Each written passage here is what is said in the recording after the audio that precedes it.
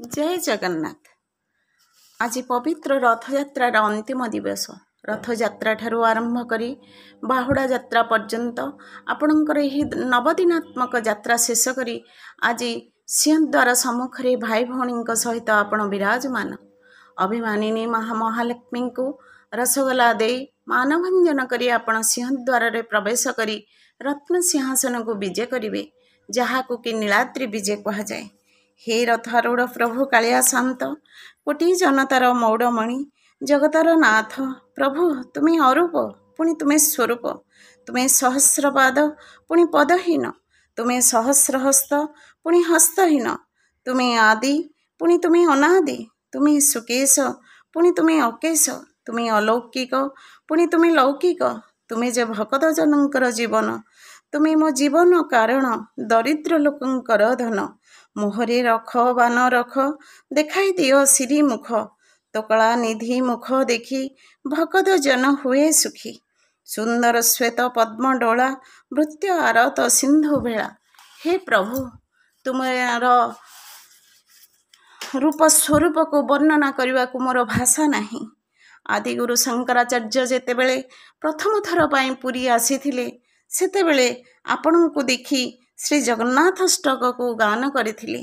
श्री चैतन्य महाप्रभु भी प्रथमे जेतेबेले आपण को दर्शन करथिले सेतेबेले एही जगन्नाथ अष्टक को गान करथिले। एही जगन्नाथ अष्टक को पाठ करिबा द्वारा ठाकुर प्रसन्न होइथांती एवं जे माने प्रतिदिन यह को पाठ करती से माने समस्त पापरु मुक्त होई शेषरे वैकुंठ लोकरे वास करिथांती। आसंतु एही जगन्नाथ अष्टकर भावार्थ को शुणी मनर शांति एवं तृप्ति पाइबा। जय जगन्नाथ। कदाचित् कालिंदी तट विपिन संगीत करबो, मुदा भीरे नारी बदन कमला स्वाद मधुप, रमा शंभर ब्रह्मा सुरपति गणेशार्चित पदो, जगन्नाथ स्वामी नयन पथगामी भवतुमि, जगन्नाथ स्वामी नयन पथगामी भवतुमि।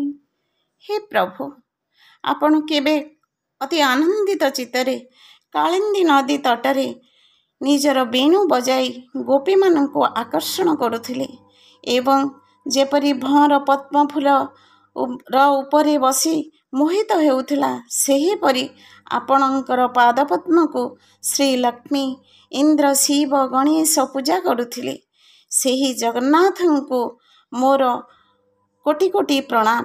सेही जगन्नाथ महाप्रभु मोर पथ प्रदर्शक अटंती एवं मते सबुबले शुभदृष्टि चाहिथांतु। बुझे सप्पे वेणु शिरसि शिखि पुछं कटितटी, दुकुलं नेत्रान्ते सहचर कटाक्षं च विदधते, सदा श्रीमत् वृंदा वनवसति लीला परिचयो, जगन्नाथ स्वामी नयन पथगामी भवतुमि, जगन्नाथ स्वामी नयन पथगामी भवतुमि। अर्थात आपणकर बाम हाथरे बंशी और मस्तकरे मयूरपुछ एवं अंटारे हलदिया वस्त्र परिधान करछंती। आपणकर कटाक्ष चाहणीरे समस्त प्रेमी भक्त मानंको आनंद प्रदान करुछंती एवं निजर वृंदावनर लीला को मध्य स्मरण करुछंती एवं समस्त भक्त गण को स्मरण कराउछंती एवं आपण से लीलार आनंद मध्य पाउछंती। एही परि जगन्नाथ स्वामी मोर पथ प्रदर्शक हुअन्तु एवं मते शुभ दृष्टि प्रदान करन्तु। महाम्बोधे स्थिरे कनकरुचिरे नील शिखरे, वसन् प्रासादन्तः सहज बलभद्रेण बलिना, सुभद्रा मध्यस्थ सकल सुर शिवा शरदो जगन्नाथ स्वामी नयन पथगामी भवतु मे जगन्नाथ स्वामी नयन पथगामी भवतु मे। अर्थात हे मधुसूदन, विशाल समुद्र कूଳରେ सुंदर नीलाचल पर्वतरे घेरा होइथिबा अति रमणीय स्वर्णिम आभा सहित श्री पुरीधामरे आपण आपणकर बलशाली भाई बलभद्र ओ आपण दुई जनक मध्यरे भौणी सुभद्रांक सहित विराजमान होई सबु दिव्यात्मा भक्त मानंकु ऋषि मानंकु कृपा दृष्टि रे रस पान करूछंती। एही श्री जगन्नाथ स्वामी मोर पथ प्रदर्शक होइथान्तु एवं मो उपरे शुभ दृष्टि कृपा प्रदान करन्तु।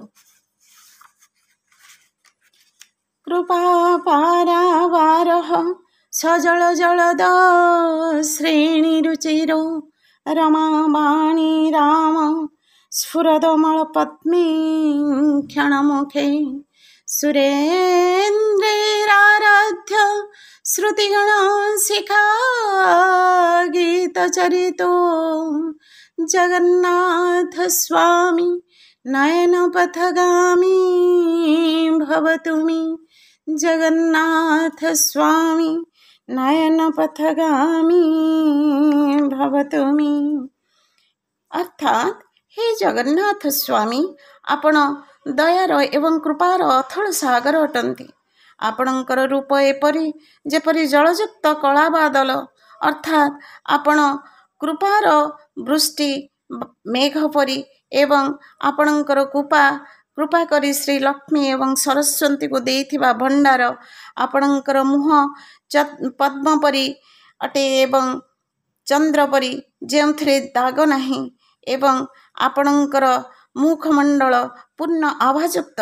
आपणकर मुखमंडल को दर्शन कले केते पापीगण एथिरु मुक्ति पाहंती, जहाँकि आपणकर वेद एवं उपनिषद रे वर्णना करा जायछि एवं समस्त देवता एवं ऋषि माने आपणकर मुख को पादपद्म को पूजा करछंती। एही जगन्नाथ स्वामी मोर पथ प्रदर्शक हुंतु एवं मते एही भव सागर रु मुक्ति दियंतु।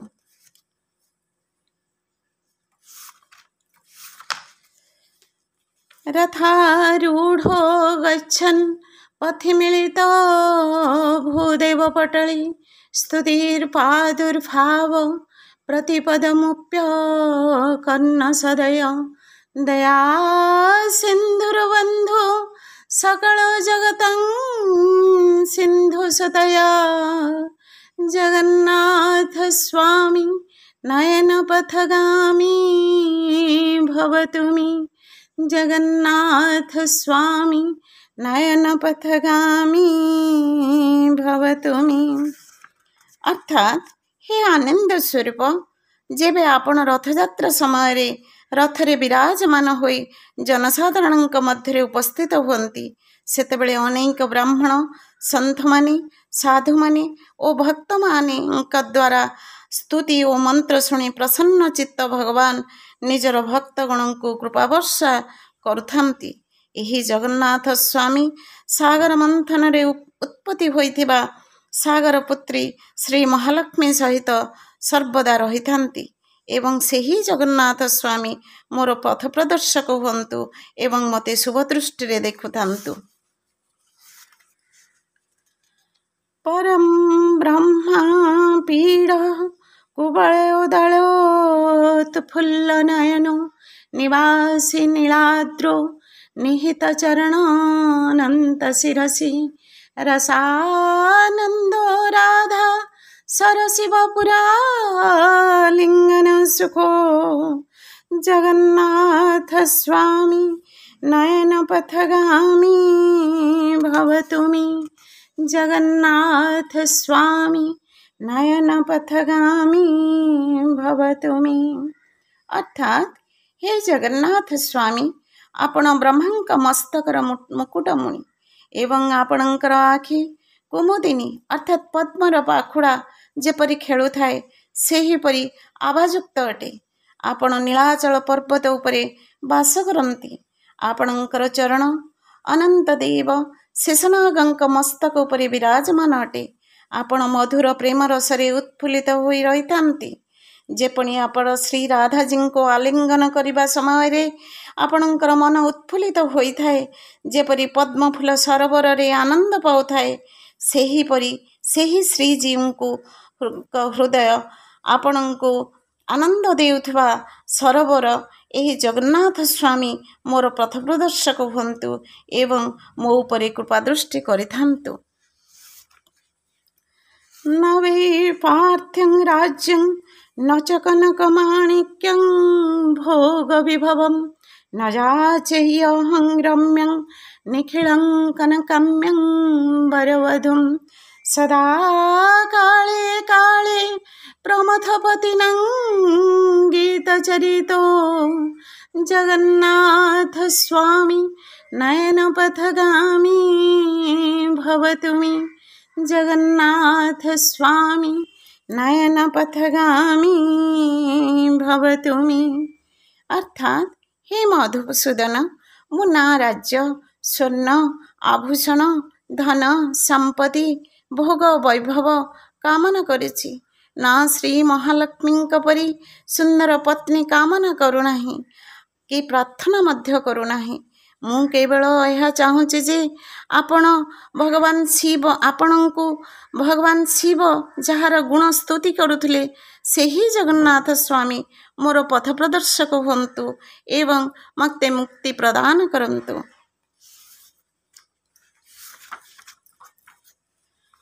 हरत्वं संसारं द्रुततरमसरं सुरपति हरत्वं पापनं विपतिमपरं जादवपते अहो दीनानाथं निहितमचलं निश्चितपदं जगन्नाथ स्वामी नयनपथगामी भवतु मे। जगन्नाथ स्वामी नयनपथगामी भवतु मे। अर्थात हे देवता मानकर स्वामी, आपण आपणकर संसारर दुष्कर्म माया जहाँकि मते भौतिक सुख साधन पाई स्वार्थ साधन पाई आकांक्षा लालायित करी निज आड़क आकर्षित करुछि, सेथिरु मते रक्षा करंतु। आपण मते मोर पापकर्मरु मुक्ति दियंतु एवं अथल विशाल सागररु पापकर्मर अथल विशाल सागररु मते रक्षा करंतु। एही पाप अथल सागर जହାର थलकूल नाही ठिकଣା नाही सेथिरु मते रक्षा करंतु।